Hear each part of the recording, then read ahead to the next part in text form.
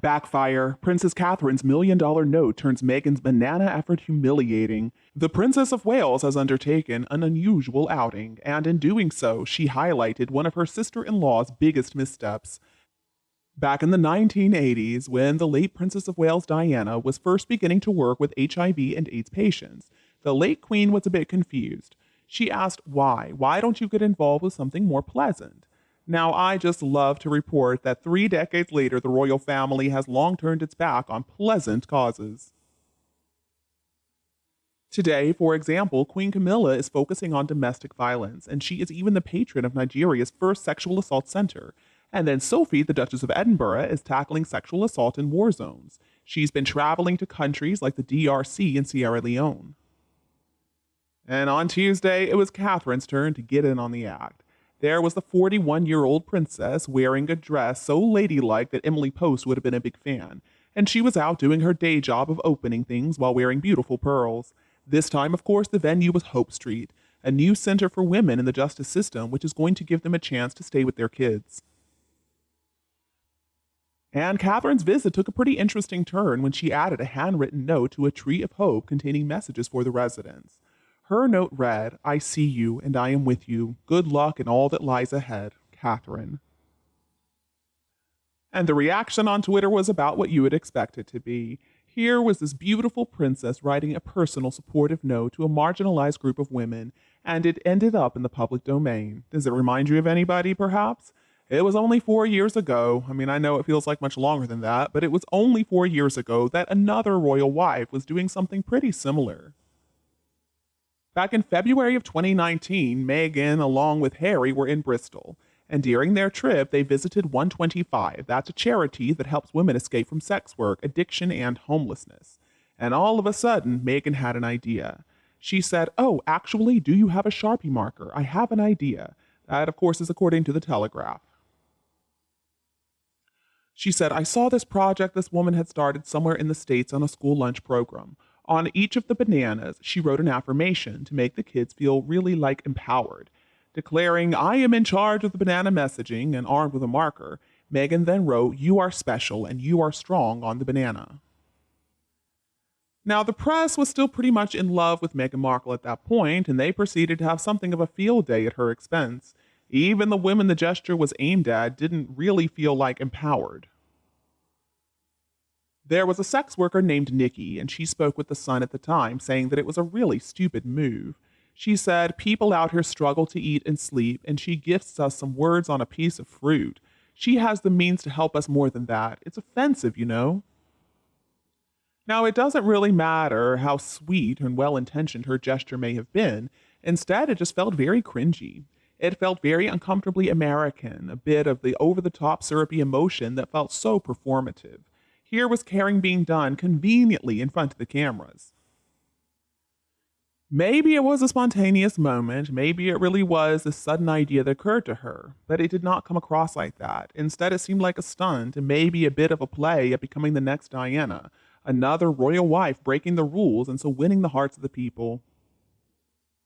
So let's fast forward to this week with Catherine's note.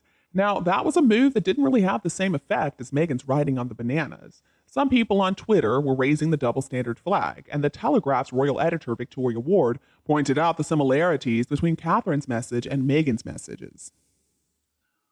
But the problem is, the two instances only seem similar on the surface. One was planned, one was not. One seems to be at the behest of the charity, and one definitely wasn't. One was a considerate, well-thought-out note, and the other was basically written in the Instagram-ese of meaningless self-empowerment.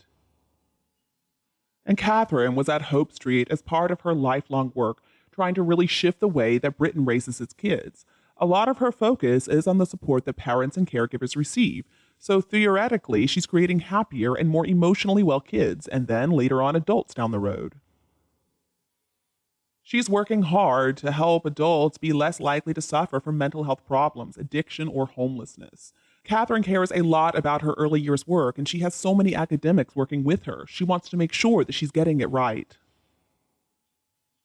What Catherine understands all too well, and what Meghan simply did not understand, is that for an HRH's work to be meaningful to the people, it has to be part of a bigger picture. It has to be part of a bigger plan. What Diana really understood was that for the monarchy to remain relevant, it couldn't be founded on these little photo ops and well meaning moments. Instead, it needed to stand for something real, something important. And for it to play a bigger and genuinely meaningful role in public life, they have to adhere to that. And to achieve that takes a lot of foresight, it takes planning, something Meghan and Harry never seem to have really applied to their careers as HRHs. It was only a short 20 months between their wedding and their hasty run for the exit, during which time Meghan was supposedly pregnant and then supposedly on maternity leave.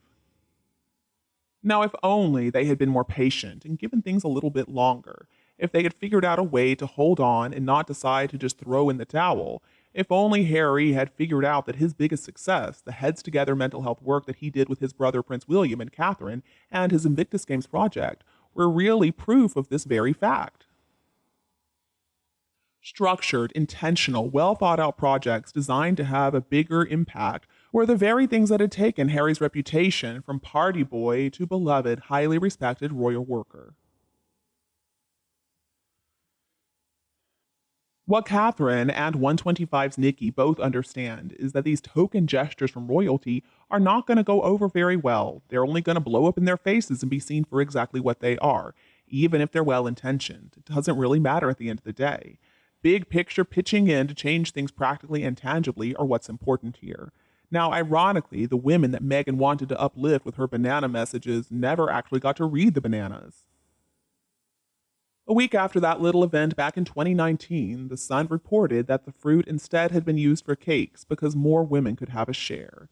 And what the late queen had to have thought of this perishable fruit maneuver, well, do we really think that she was saying it was pleasant?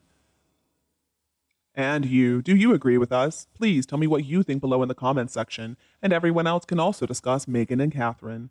Don't be afraid to like and share my video with your friends and relatives who would enjoy it anytime you want. And don't be afraid to click the subscribe button to get more updates in the future. Thank you so much for tuning in, have a lovely weekend, and we'll be back to see you all tomorrow.